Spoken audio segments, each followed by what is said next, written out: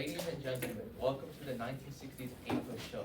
Tonight, we are going to cover a range of relevant topics, including major culture fads and the economic state of our nation in these unsure times. Joining us tonight is a special guest, an acclaimed economic expert of our time, Arthur Okun. Welcome, Arthur. It's great to see you again. The pleasure's all mine, Bryant. Nice to meet you, Arthur. Let's start with some of the fads that are going on in our youth's pop culture these days.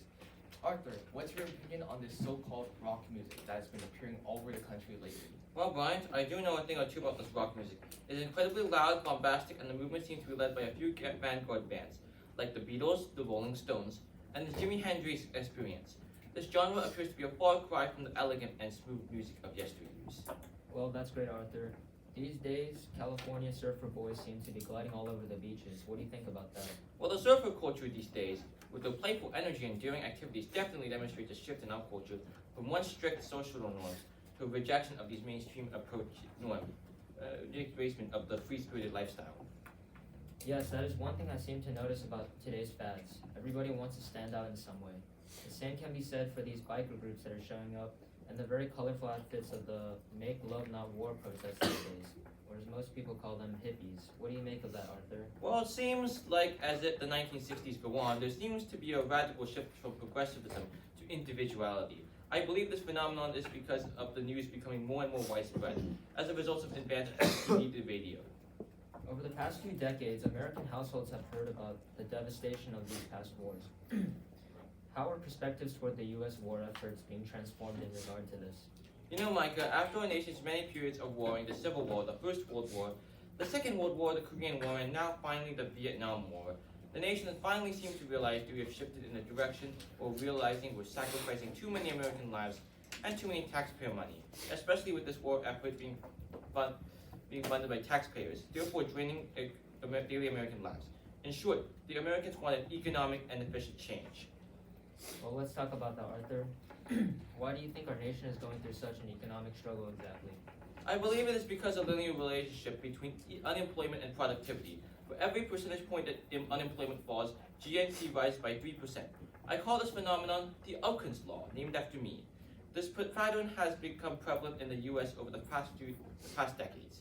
This is plausible, but why do we have so much unemployment? This is because wealth transfers by taxation from the rich to the poor inefficient.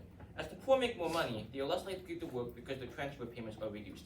Meanwhile, the rich has less incentive to work due to their high marginal tax rates taking a large portion of their additional earnings. So what do you suppose would be a sufficient solution for this economic disparity that is plaguing our nation so much? Well, Micah, several of my solutions involve transfer payments, which is redistribution of each income to the tax code and minimum wages. In addition, I propose creating jobs to help people escape poverty. And how would we create jobs to escape poverty? The primary way we can increase jobs is to stimulate economic growth by increasing GDP, as a higher GDP can contribute to a decrease in unemployment, thus meaning more jobs are made. Of course, we can increase GDP by providing tax breaks, rebates, etc. Let's change the subject a bit and discuss the years of John F. Kennedy and his overall legacy. What are your thoughts on it? Well, I actually was economic advisor. I was a prominent advisor that shaped his policies. Oh, that's really interesting. What do you think about his legacy overall? Kennedy is a very decent and quite revolutionary president with a few economic blunders. He handled foreign relations really well and improved them. He also successfully de-escalated the Cuban Missile Crisis. Finally, he proposed the Civil Rights Act, a law that dismantled segregation barriers and protected every American vote. And what do you mean when you say economic, blunders? When I say economic blunders, I mean Kennedy heavily increased inflation as a result of all this military domestic spending. Unemployment remained high and the stock market failed to recover after losing a quarter of its value. However, he did take into consideration Okun's Law and used it as a key factor in cutting taxes for both the rich and the poor. That's very interesting. Now, as you know, JFK was assassinated by Lee Harvey Oswald. What are your thoughts on his successor, Lyndon B. Johnson? Johnson, I feel, is a mixed bag. On one hand, Johnson chose to continue pursuing the Vietnam War and choosing to spend to fight a foreign war instead of helping the public. But on the other hand, he was successful in many things. Johnson knew how to pass legislation and focused on tax cuts, which helped lower unemployment rates. One big thing Johnson did was establish the Great Society Initiative, which focused on multiple things such as education and Medicare. Thank you for sharing your opinion on these two presidents. Now, I want to ask something different, Arthur. What do you think about us spending a lot more money on this arms race we're in right now? Why are we spending so much money on a number of weapons that have been predicted to destroy the world many times over if we go to war with the Soviets? I believe we are excessively spending money for weapons to fight a hypothetical war with the Soviets because we are extremely sure that they will influence the world and make them hate the U.S. Personally, I believe this Cold War is a waste of time and money for political agendas that don't help the American people. So what you're saying, Arthur, is that if we slowly halt the funding of our arms race, then the economy may flourish once again. Yes, I do believe that if we slowly halt the arms race, then we can fix our economy and people can finally escape poverty. Interesting point, Arthur. Recently, though, there have been many civil rights protests, like, for example, the Black Civil Rights Protest. Yes, these days we have folks like MLK Jr. and Malcolm X conducting protests of, frankly, atrocious acts against the African American people, such as the Birmingham jail incident, the bus incident with Rosa Parks, and these kids at Little Rock.